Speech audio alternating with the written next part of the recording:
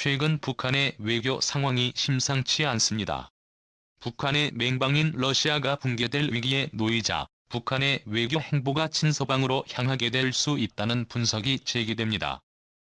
북한 외무성은 최근 홈페이지에 이병진 연구사 명의의 글에서 우크라이나 전으로 인해서 러시아가 망할 수 있다는 뉘앙스의 글을 실어 올렸습니다. 또 북한 측에서는 서방 측의 공작으로 러시아가 완전 붕괴될 수 있다는 분석글을 올려 눈길을 끌고 있습니다. 친러시아적 논조로 글을 올렸지만 북한이 러시아의 패망을 감지하고 있다는 분석이 나오고 있습니다. 거기에 더 나아가 중국의 상하이 봉쇄 조치로 중국의 경제 성장이 마비될 위기에 놓일 뿐 아니라 시진핑이 3년임을 앞두고 서방의 경제 제재가 이어지면서 중국 경제가 힘을 못 쓰자 북한 최대 동맹인 중국, 러시아가 북한에게는 쓸모없어지는 상황이 오고 있습니다.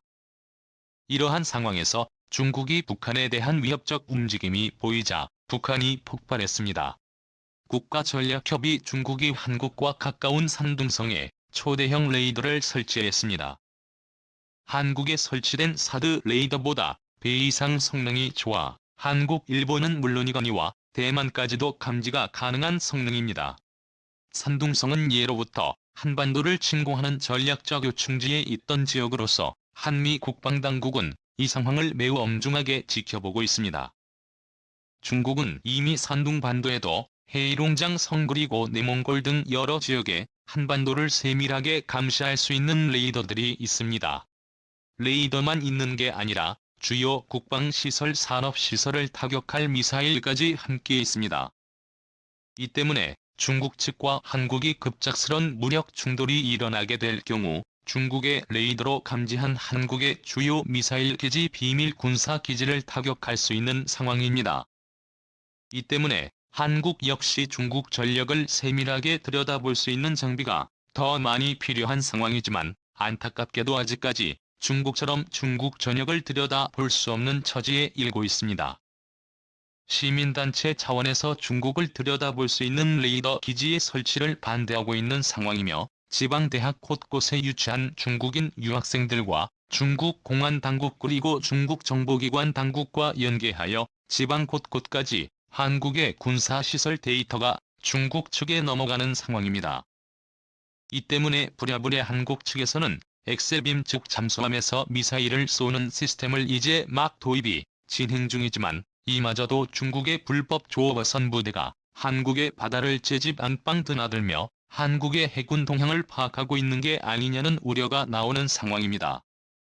또 서해 앞바다에 124도 선을 일방적으로 선을 그어놓고 한국군은 절대 넘어오지 말라고 엄포해놓은 상황입니다. 안타깝게도 현재 한국은 중국의 의존적인 경제 구조상 중국 측에 감히 대항하는 것은 그동안 어려웠던 것이 사실입니다. 이뿐만 아니라 이제 다시 제주도와 양양공항에 무비자 입국을 재개될 조짐이 생기면서 또 관광객으로 위장한 중국인들의 제주도 강원도 지역 내에 불법 입국하는 사례가 급증할 것이 우려되는 상황입니다. 제주도와 강원도는 높은 산악지대 그리고 태평양을 바라보고 있는 특성상 한국의 주요 군사기지, 특히 미사일 기지가 많은 지역인데 이곳에 중국인 스파이들의 왕래가 잦아지면 한국의 안보 환경은 최악으로 치달을 수밖에 없습니다. 이에 더 나아가 한국 최고의 안보기지인 평택 미군기지 군산 미군기지 일대에 차이나타운 건설이 시동을 걸 뿐 아니라 군사시설이 밀집한 강원도에도 차이나타운 건립이 우려되는 상황이어서 한국의 안보가 매우 위기에 처했다는 우려가 나옵니다. 그런데 정작 분노가 폭발한 것은 북한입니다. 삼둥반도와 북한의 옹진반도는 불과 180km 떨어져 있어 서울에서 대전 거리에 해당합니다. 즉 북한의 모든 사정을 중국이 손바닥 들여다보듯이 할 수 있으며 북한은 레이더를 가릴 수 있는 위장 능력이 많이 떨어져서 김정은의 이동 경로도 미사일 움직임 등을 중국 측에서 완벽하게 들여다볼 수 있는 상황입니다. 많은 전문가들은 중국은 한반도를 침공할 경우 한국을 치는 게 아니라 북한을 침공할 가능성이 높다는 분석을 내놓고 있습니다. 북한이 쿠데타를 일으켜 친중국 정권을 수립하여 북한을 고스란히 하나의 중국의 성처럼 만든다는 계획입니다. 이를 통해 중국은 동해 바다로 진출할 출로를 얻을 수 있고 그토록 권하던 북태평양 북극 항로의 진출 경로 확보가 가능합니다. 중국은 이미 북한 낮은항의 50년 주차권을 획득하여 놓은 상황이고 북한 내 화교 등을 통한 휴민트들이 이미 북한 내에 많이 퍼진 상황입니다. 이에 김정은은 분노가 폭발했습니다. 2016년도부터 북한 담당 부대를 대상으로 한 김정은의 강연에서 일본은 100년의 적이지만 중국은 1000년의 숙적이라고 언급하기 시작하면서 북한 내에서의 반중 감정은 반미 감정 이상의 상황이 되고 있습니다.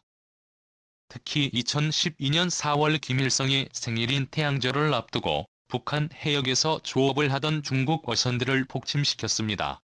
이에 중국 당국에 북한에 대한 항의가 있었는데 중국 어선을 격침시킨 관계자는 중국 불법 조업어선이 가슴에 달린 김정은, 배지를 향해 욕설과 두골했다고 진술하며 사건이 일단락됐습니다. 오히려 처벌은커녕 최고 존엄을 지켰다는 공로로 보상을 받았다는 북한 주민들의 언급은 큰 충격을 주고 있습니다. 이외에도 최근 북한 경제의 상황은 중국 의존도가 많이 떨어지고 있는 상황입니다. 북한 중국 교역액보다 남한에 탈북해온 탈북자들이 북한에 있는 가족들에게 비밀리에 브로커를 통해 송금하는 자금 규모가 북중 무역 교역액을 초월할 정도입니다. 이 때문에 일부 전문가들은 사실상 북한이 한국의 경제권에 포함됐다는 말까지 나오는 상황입니다. 아직까지 북한에서 남한의 화폐가 통용되고 있지 않지만 현재 북한 내에서 메이저 화폐로 통용되는 중국 인민폐 및 달러가를 대체할 한국의 원화 통용까지 예측해볼 수 있는 상황에 이르렀습니다. 한 김정은은 이러한 원화자금을 바탕으로 사실상 심시티 게임을 하고 있습니다. 심시티 1은 도시를 건설하는 미국의 컴퓨터 시뮬레이션 게임으로 어린 시절 스위스에서 유학한 김정은은 북한 그중에서도 평양을 서구적인 현대 도시로 탈바꿈시키기 위한 작업에 돌입한 상황입니다. 이러한 상황에서 중국이 북한을 직접 타격 가능한 위협적인 레이더를 북한과 가까운 산둥반도에 배치시켰다는 소식은 김정은에겐 큰 위기로 다가오고 있습니다. 거기에 더해서 고구려사 편입 아래사의 중국 역사 편입에 관한 국가 프로젝트인 동북공정사업이 사실상 완성될 뿐 아니라 최근에는 만리장성이 북한 평양에까지 도달했다는 자료를 미국, 유럽 등 서구권 국가들의 배포를 시켜 만리장성이 산해간에서 끝난 게 아니라 북한까지 연결되어 사실상 북한은 중국의 영토라는 역사적 밑바탕을 깔고 있어 김정은의 분노는 극에 달하고 있는 상황입니다.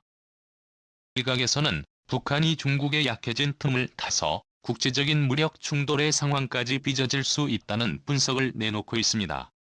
최근 들어 고하고 구소련의 맹방이었던 카자흐스탄에 미군 부대가 주둔할 가능성이 거론되고 있습니다.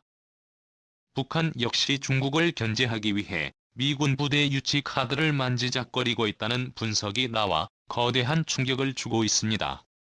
현재 김정은은 평양의 모나코를 노리고 있습니다. 모나코는 프랑스에서 분리된 입헌 군주국이자 세계에서 가장 작은 도시국가입니다.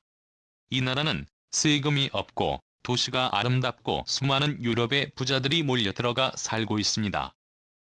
대신에 국방은 프랑스에 맡기고 있지만 엄연하게 외교권과 통치권이 군주에게 있는 나라입니다. 주소유권은 카지노 사업과 관광업으로 면세 혜택을 노리는 부유층을 유치해 호화주택 건설 붐이에요. 모나코는 세계에서 가장 부유한 지역입니다. 북한 김정은 역시 평양을 그러한 식으로 만들려 하고 있습니다. 독특한 도시건축물을 최근 많이 건설하고 있고 부유층들이 거주 가능한 고급 주거시설을 건설하고 있습니다. 북한의 모든 지역을 남한에 넘겨준다고 하더라도 평양만큼은 보존하려 하는 것입니다. 김정은은 스위스에서 서구권 문화를 접하며 자라왔기 때문에 북한의 개혁 개방에 많은 관심이 있습니다.